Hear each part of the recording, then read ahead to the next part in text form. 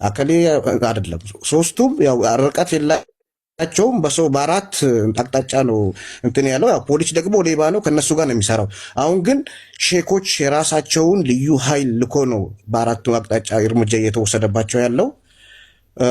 እስከ ነገ ድረስ ደግሞ ሌላም አካባቢም ኢንፎርሜሽን እየሰጣችሁ ነው። ሁሉም ማለት ሁሉም ብሔር አጋች ቶርች የሚያደርጉበትን ቦታ ያው በቀጥታ ሰው አባታችን ይገባል። ሊንኩን ልክለታለሁ። ከኔ ይልቅ ደግሞ በአካል እዛ የኢትዮጵያኖች የህገወጥ ተከራካሪና መብት አስከባሪ ነው።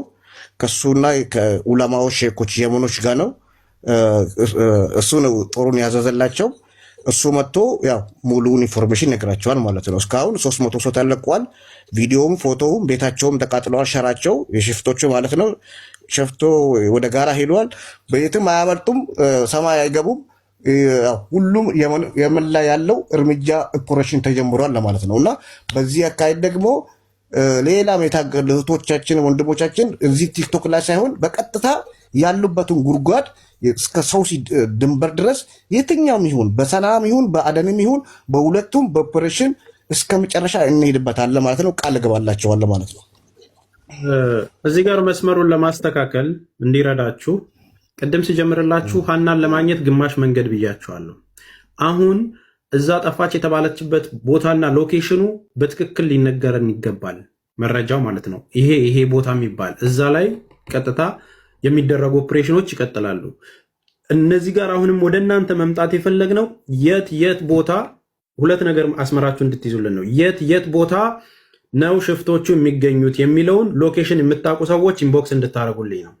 ለእኔ ኢንቦክስ ታደርጉልኝ ያላችሁ ሎኬሽኑን ለእነዚህ አካላቶች ይሰጣል።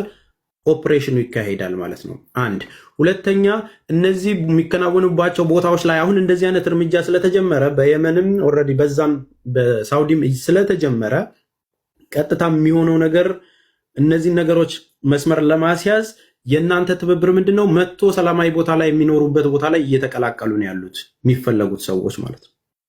ሰላማዊ ቦታ ላይ እዛ ዳስጥለው ምናምን የሚኖሩበት ቦታ ላይ ማለት ነው። ከጫካ እየመጡ ወደዛ እየገቡ ነው። ስለዚህ ያንን ነገር ምናልባት እያንዳንዱን ነገር ስቴፕ አፕ ለማድረግ እዛ አረብ ሀገር ያላችሁ ሰዎች መውረድ ካለባችሁ ውረዱና እኔ ላውራ። ሪስክ ላይ የሚጥላችሁ ነገር ካለ መውረድ ትችላላችሁ፣ ችግር ላይ የሚጥላችሁ ከሆነ። ስለዚህ ይህንን እርምጃ ለማከናወን እየተካሄደ ስለዋለ ተስፍሼ እኮ መንግስት ነው እኮ እየረዳን ያለው የየመን መንግስት ስለምን ችግር አለው? ችግር የለው።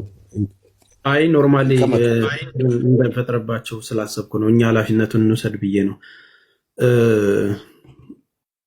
ስለዚህ ሙኒቴ ታች መውረድ ከፈለግሽ ውረጄ። ሀቡም አይ ቲንክ እንትን የምትሉ ከሆነ ጠቅላላ ነገር ላይ ችግር ከሌለው ተቀመጡ። ሀቡና ሙኒት ከታች ነው ለተወሰነ ደቂቃ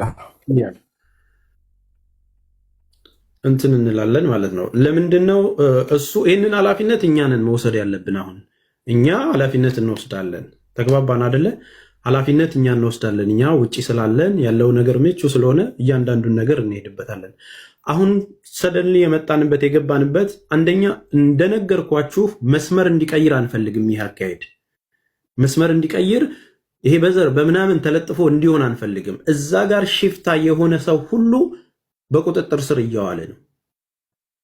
ኖ ማለት ስንጀምር እዛ ጋር የታገቱትን ሰዎች በቪዲዮም ገብታችሁ ማየት ትችላላችሁ። ያው ሊንኩን ነክታችሁ ቴሌግራም ላይ ግቡና እዩት። ምን ያህል ልጆች ሰውነታቸው ቆሳስሎ እንደሆነ ወደ ሆስፒታል እየተወሰዱ ያሉ ልጆች አሉ። እዛ ጫካ ውስጥ አግተዋቸው ምንም ብር የሌላቸውን ሰዎች መንቀሳቀስ እንዳይችሉ የሚያደርጓቸው በትብብር ነው እየተሰራ ያለው። ተግባባን አይደለ?